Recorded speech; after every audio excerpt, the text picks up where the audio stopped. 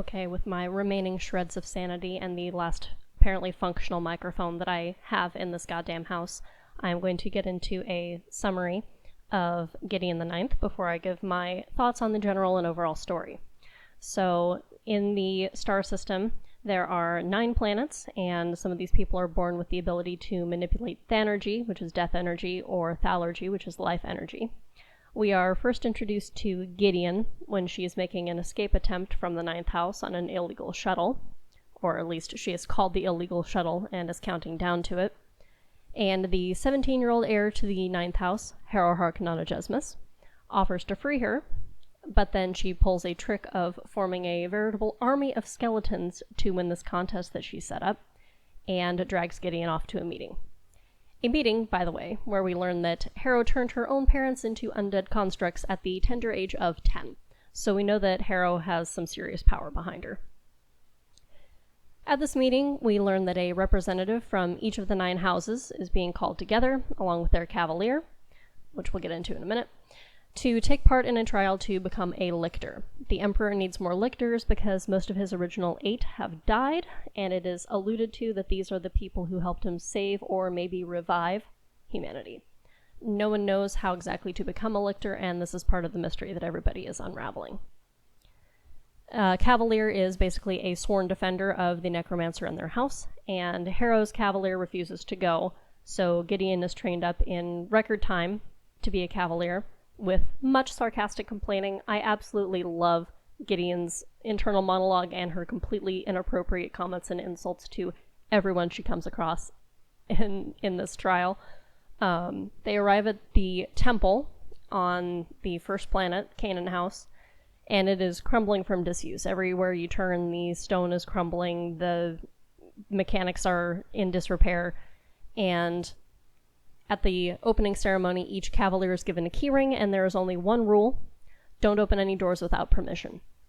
Harrow takes Gideon's keyring and immediately starts investigating the house. There is a laboratory underneath and various chambers that each belonged to one of the original lictors, along with a necromantic theorem that is related to the trials. Through some experimentation in these trials, Harrow and Gideon discover that it takes the necromancer and the cavalier working together through a kind of telepathic bond, mostly with the necromancer borrowing the skills or senses of their cavalier. The hopefuls begin dropping dead one by one, and this was possibly the only part that I didn't like. I'm not really a fan of the "and then there were none" type of story, but in the end it didn't decrease my enjoyment all that much. In the end, we learn that one of the original lictors, Cytherea I, disguised herself as Dulcinea Septimus. If the name didn't give that away, that's the necromancer from the 7th house. The Latin numbers are very on the nose in this book, in order to lure the Emperor back to the Dominus system. Cytherea murdered the original Dulcinea along with her cavalier, and the necromancer and the cavalier from the 5th house, which up until that point, I was looking at the necromancer from the 5th house like, man, you're annoying, will somebody off you already? And then it happened and I was like, oh, she was annoying, but she was sweet, and now I'm kind of sad. A bunch of people die off, and that's why I don't really like the "and then there were none," because by the end I don't really remember who was involved in everything. The most notable in terms of mechanics of the magic system are those from the 8th house, where the necromancer was using his cavalier as an ongoing source of energy, and the 6th house necromancer Palamedes, who turns himself into a necromantic bomb in order to take down Cytherea. He fails, and the group's final stand results in Ianthe, from the 3rd house, standing up to Cytherea, having just figured out that the path to becoming a lictor involves absorbing their cavalier's soul to fuel their immortality and immense power. After Cytherea defeats Ianthe, Gideon decides to sacrifice herself so that Harrow can become a lictor, and bids farewell in classic and hilarious Gideon fashion by quoting a long and formal sermon before saying, "See you on the other side, sugar lips," which was just great. Harrow wakes up on the Emperor's flagship, begs him to return Gideon's soul, and when he says he cannot, she pledges herself to be a lictor in his service.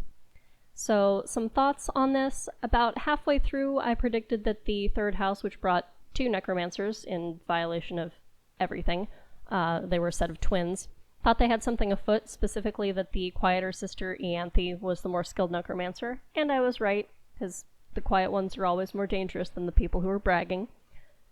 The Emperor created the ninth house to keep the body of his enemy locked away, hence the name Locked Tomb, and one of the maxims of the ninth house is, may the stone never be rolled away. I see some parallels to the Christian resurrection story with that verbiage, and given that one of the central features of the story is that it takes place 10,000 years after the resurrection, and there is a god emperor, I hope that was some subtle world building leading up to something, but the friend who recommended the story to me will neither confirm nor deny that, as any good friend ahead of you in a book series should. The incredibly conflicted relationship between Harrow and Gideon is explored over the course of the book, because the two of them grew up as essentially the only children in the ninth house, due to all of the children dying in a short span of time. They tormented each other as children, but were also each other's only companions. They are both guilt-ridden individuals. Gideon, because she told the ruler of the ninth house that Harrow went inside the locked tomb, which was never supposed to be done. Again, Harrow was like 10 years old when she did this, so girl's got some power.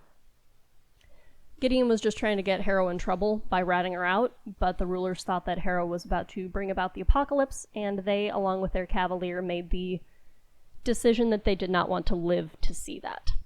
Harrow's mother helped her tie a noose for herself, but then Harrow couldn't go through with it, and Gideon blames herself for the loss of Harrow's parents. Meanwhile, Gideon was the sole survivor of a plague that wiped out the entire juvenile population of the ninth house, which was actually a release of nerve gas through the vents in the children's sleeping area, sacrificing 200 innocent lives for the guarantee that Harrow would be born a necromancer. Her parents gambled the entire future of the house on her and made her, in her words, a war crime. We don't know why Gideon survived when no one else did, or why she found her name in one of the chambers under the temple, yet, and I say yet because when I was musing about this after finishing the book, I was sent the gif of River Song saying, spoilers, so I'm excited to see how that resolves. I have also been told that these books should not be binged because they get weird, and also that the second-person narrative device is used in the second book. Not looking forward to that, to be honest, because, yeah, the payoff in the Broken Earth trilogy by N.K. Jemisin was good, but that's just personally something that's hard for me to get through. So I'm going to finish Blade of Dream by Daniel Abraham. Incidentally, he does fantastic character work if you've never checked out any of his stuff. He was one of the co-writers of The Expanse, if that is a enticement to anyone out there. And probably also going to finish my re-listen of Elantris before I pick up the next book in the Locked Tomb. I am loving Elantris more this time through than I ever have before, so look out for videos on those in a little while, and until then, stay spicy.